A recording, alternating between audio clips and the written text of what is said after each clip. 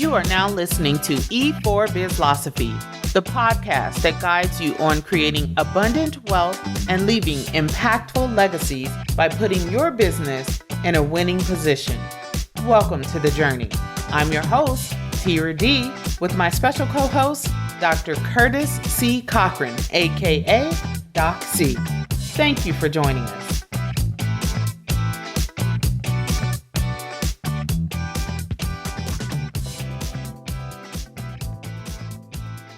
Dr. Curtis Cochran, we are finally here. Creating a podcast has been on our minds and hearts for the longest time. And now finally we have brought it to fruition. And although we've worked together in other forums, I'm so excited to be working with you in this forum.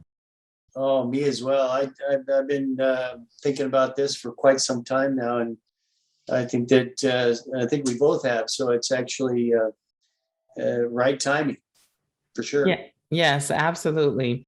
And one of my favorite inspirational quotes is, and suddenly it's time to start something new and trust the magic of new beginnings. And that's by Meister Eckhart, who was, among many things, a German theologian and philosopher.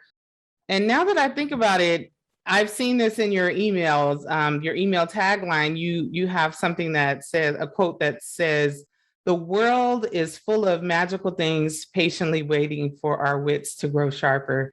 And that's by Bertrand Russell. So what I like to say is, cheers to magical things and new beginnings for us. Oh, yes. And Bertrand Russell is probably one of my favorite philosophers. And, he was a mathematician.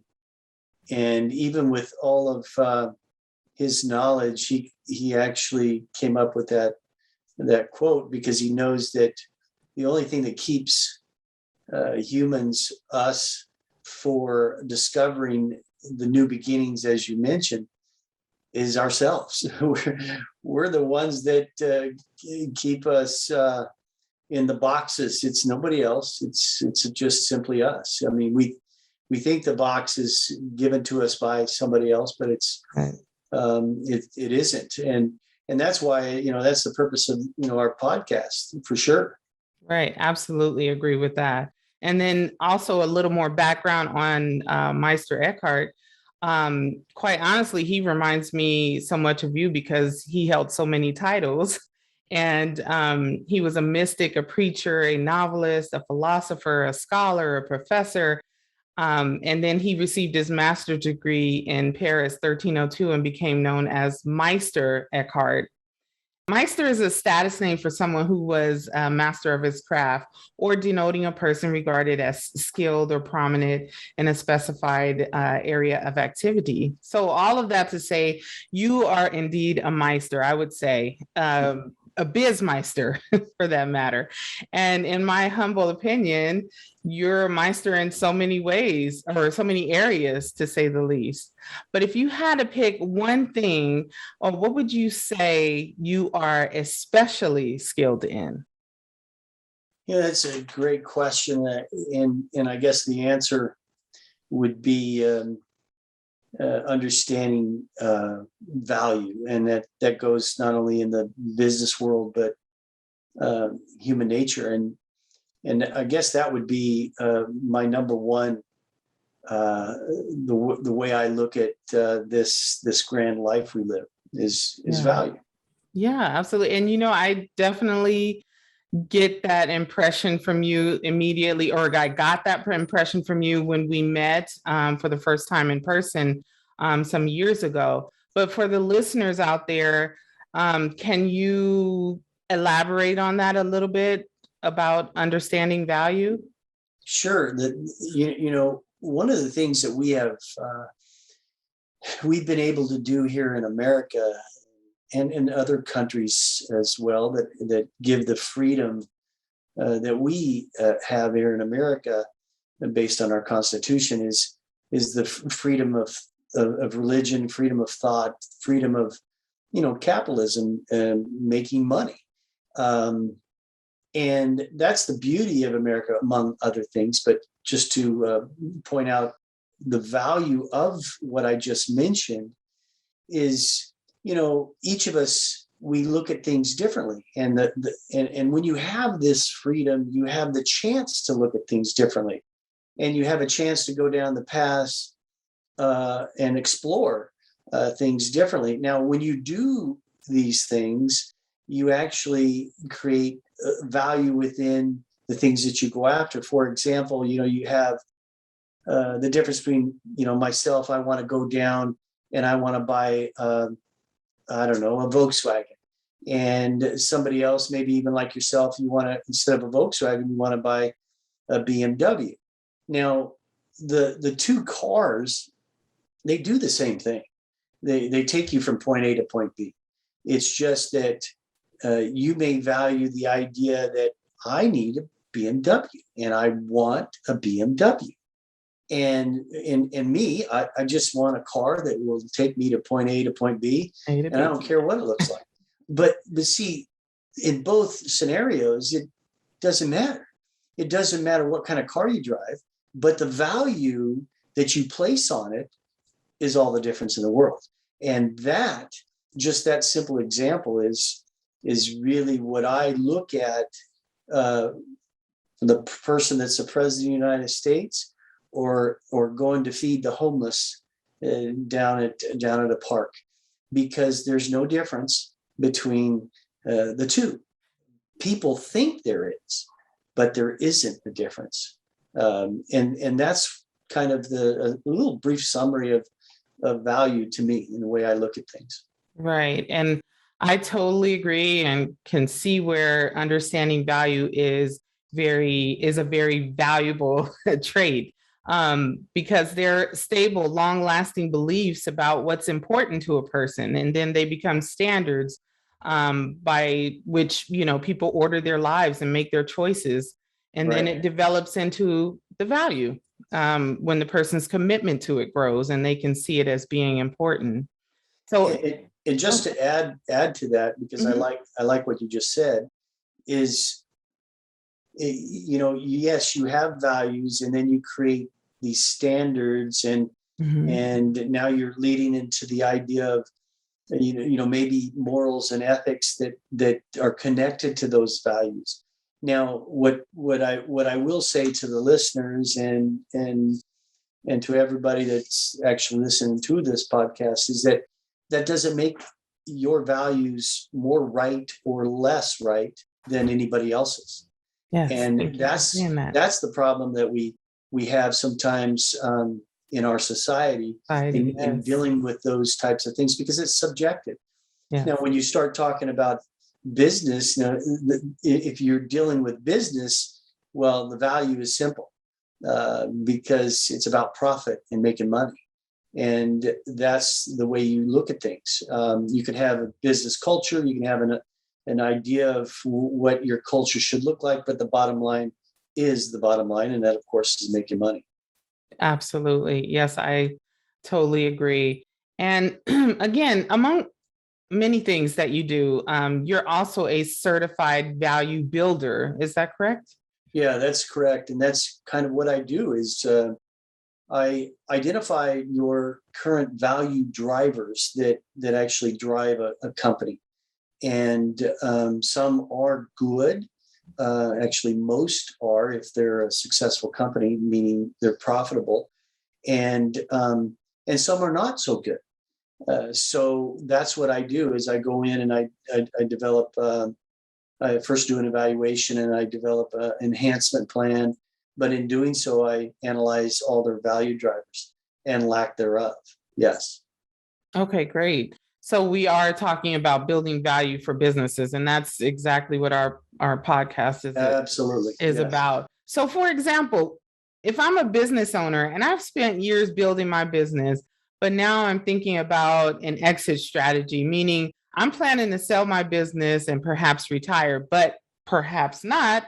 I'm still young, got some, right. So a little bit of effort I want to put into some businesses, and perhaps I'm looking to reinvest in another business venture.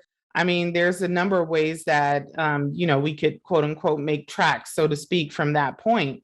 And although I know that it involves more than just the thought, um, but in selling my business, I also want to come out, having financial freedom. Sure. And that's, won't say everyone, but my ultimate goal is to have that, to have financial freedom.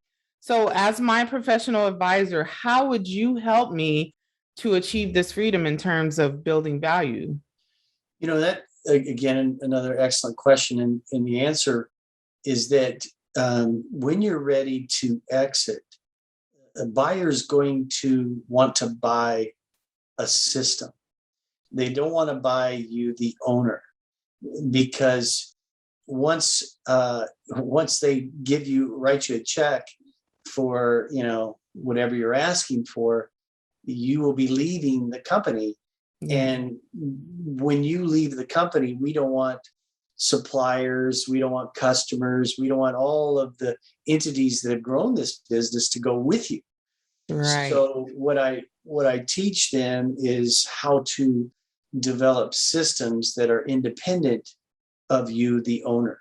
And when you do that, so that customers, when they call your business, they're talking to Johnny, or they're talking to Mary, or they're talking to Julie, or they're talking to somebody other than you, the owner. And any problems that occur, that your system or culture will solve these problems. We call it the hub and spoke. And what that really means is that you, the business owner, you're the hub, and we don't want all these spokes to, go directly to you. So what we want to do is we want to make sure that you can actually, before you sell your business, that you can go to Hawaii for 2 weeks and your company is increased in value. You don't have to be there. If you can go to Hawaii or wherever for 2 weeks out of each and every month, and you come back and your company is still running as a profit and you're making money, you have cash flow and all of these things, you have developed a solid business to be bought, period. Mm-hmm. And that right there is what we teach companies, especially the independent companies, owners related, that have maybe 5, 10, 15 employees. They have to change that mentality, and to do that, it's kind of tough because their ego gets involved at times as well. Yeah, absolutely. Yeah, I completely agree with that. I thought about because I'm a professional stager as well. Right. And then I thought about, when it comes to staging homes, when we went through our training, they were saying, you're in there to take the personal out of the house. You don't, that's the whole point. When buyers come in, they don't want to see you in the house. They want to be able to picture themselves living in that house, Right. So I could relate to what you were saying on that. That just took me, And that's a good point. I mean, that's a good business. That training that you did, that's excellent, because that's exactly what it doesn't necessarily even have to be staging. That's business exit strategy 101. It's a psychology that you have to get past before you do exit, for sure. Right, absolutely. And I want to delve into this word value a little more. I recently read an article online in the business wealth section at cnbc.com. And it was an article that was included that included an interview with Clairfield, which is a private wealth management firm headquartered in New York. But Clairfield said wealthy business owners came to value their time and families more during the pandemic and made the decision to cut back on work and business. And so they seem to have, quote unquote, reset their priorities, as the article also mentions.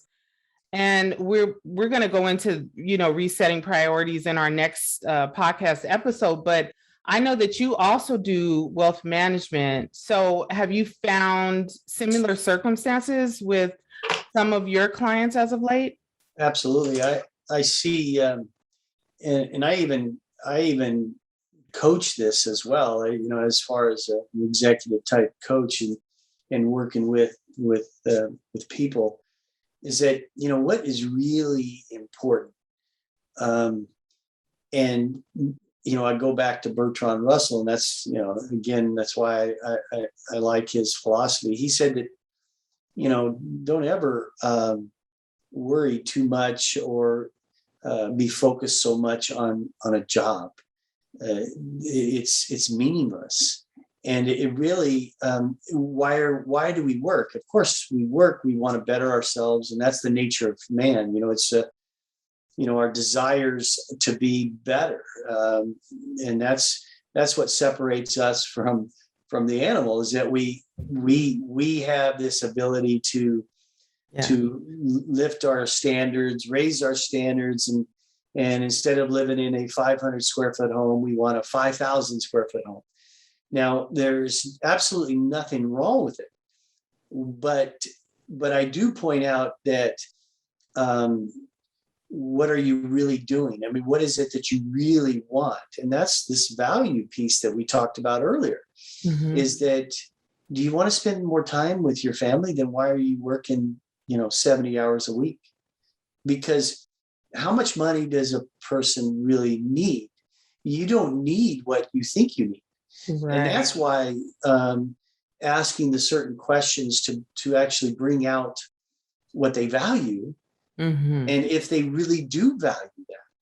Because some people say, well, I value living in a 10,000 square foot mansion. Okay, well, that's good. So tell me all the moving parts that go with living in this 10,000 square foot home. And the first thing, and I just had this conversation just 3 days ago. The first thing is how expensive it was. Well, stop right there. You want to live in a 10,000 square foot home, but then your first comment is that you tell me how expensive it is. So really, they're just deceiving themselves, right? Because they really don't want to live in that 10,000 square foot home. Exactly. Because the pain and actually all the work that has to go into it to maintain it. So anyway, that kind of, these questions and that article that you read is definitely, because of COVID, has changed some perspectives out there for business owners and people that are CEOs, and they've really asked themselves the same question: is it really worth working 70, 80 hours a week to do something? Right, exactly.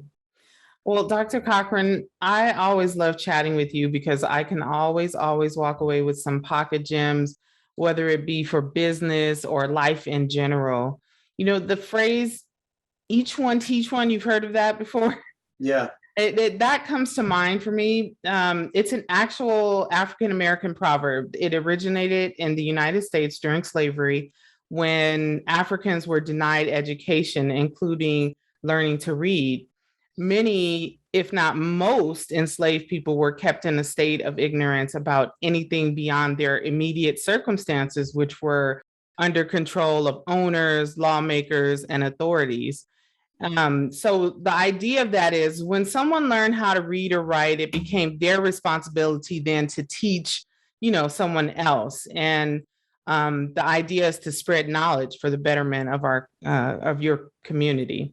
So I personally would like to take this opportunity to say thank you for sharing your vast knowledge and insight with me over the years, and now our audience. Well, I appreciate that, and I'm glad that at least one, that would be you, is actually listening to me. But it's and I'm just kind of kidding, because I call it Cochranology or whatever. I'm not saying that even what I believe or teach or talk about is absolutely 100% factual or true. But for most of what the research that I've done is it's a pretty good bet that it is true, and that goes in lines with human behavior, which is part of the culture that we talk about, and business. And so, believe me, after 30 plus years of doing all of this, I've learned a few things that I can pass down to people that are owning or want to own their own business, Right. which is, of course, our podcast is all about. Yeah, absolutely. It's our show is like all about empowering others and arming them with business knowledge and otherwise. In fact, it's adding value Yes. to the business community. Absolutely. Yeah, absolutely. You have been listening to the E4 Bizlosophy podcast with Doc C and Tira D. We would like to thank our audience for taking the time out of their busy schedules to listen to our podcast. We hope you will continue to tune in week after week.